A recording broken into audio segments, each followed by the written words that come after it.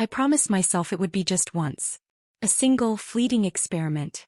A taste of a different life, like trying a strange fruit at a market. One bite, a curious sensation, and then you walk away. I told myself it was research.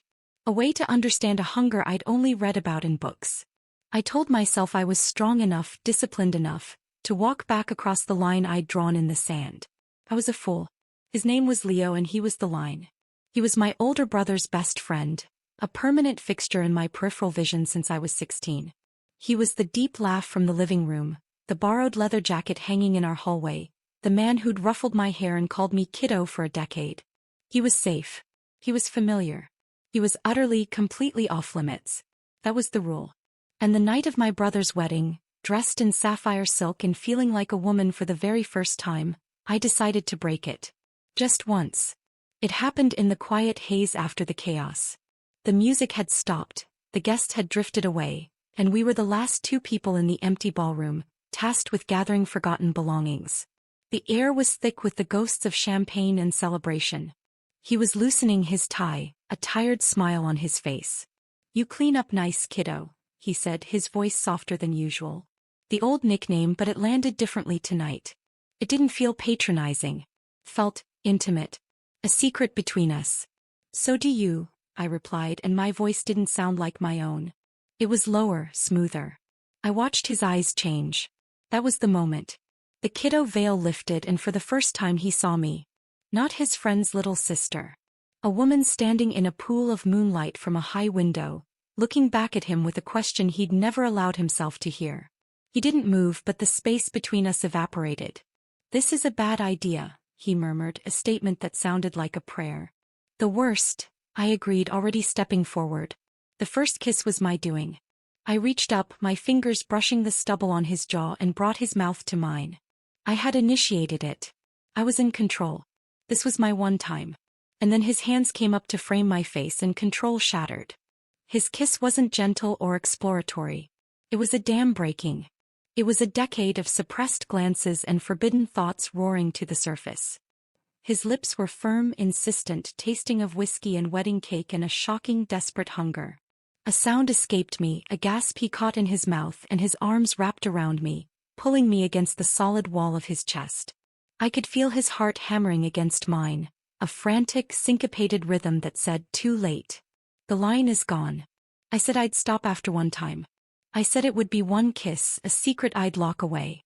But one kiss became two, became his mouth trailing fire down my throat, became my hands fisting in his hair to pull him closer.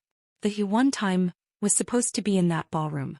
But then he whispered, "Come home with me," against my skin, and my yes was already forming before my mind could protest. The one time moved. It was in the back of the taxi, his hand high on my thigh, my head on his shoulder, breathing him in.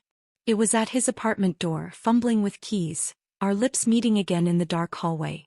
It was a rule broken in a dozen different locations, multiplying every second. His apartment was all dark wood and soft shadows. He didn't turn on the lights. The city glow through the windows painted his face in blues and silvers. He looked at me, really looked, and the last pretense fell away. "Tell me to stop," he said, his voice rough. But his eyes begged me not to. I shook my head, silent. That was all the permission he needed. He undressed me slowly, not with the frenzy of the ballroom, but with a reverent focus that made my knees weak. Each brush of his fingers was a promise. Each piece of clothing he removed felt like a layer of my old self falling away. When his hands finally found my bare skin, I trembled. It wasn't fear. It was the sheer, overwhelming reality of him. Leo. Not a fantasy, not a distant crush, but a real, breathing man whose touch set my nerves alight. His own clothes followed, and then there was only heat and skin and the overwhelming rightness of his body against mine. We didn't make it to the bedroom. We sank onto the large, soft rug in his living room, a tangle of limbs and whispered breaths. His touch was everywhere, learning me, claiming me. His mouth followed a path from my lips to my collarbone, lower, worshipping every inch. I was dissolving under his attention, becoming a creature of pure sensation. And when he finally entered me with a slow, deliberate pressure that made me cry out his name, it didn't feel like a first time. It felt like a homecoming. A frantic, beautiful, forbidden homecoming. Our movements built a rhythm that was ancient and brand new, A conversation of thrusts and sighs and the slick, hot truth of our connection. I watched his face, etched with pleasure and a tender agony, and knew I was lost. This wasn't an experiment. This was a conversion. Afterward, we lay tangled in the dark, his arm a heavy, welcome weight across my stomach, my head on his chest. The silence was full. I could feel the question in the air, the what now, that hung between us. I had said I'd stop after one time. I had promised myself. But as I lay there, listening to the steady beat of his heart under my ear, feeling the warmth of his skin against mine, I knew with a terrifying clarity that I wouldn't. I couldn't. One time had unlocked a door, and now I was on the other side with him with no desire to find the key. I had gotten a taste, and now I was starving.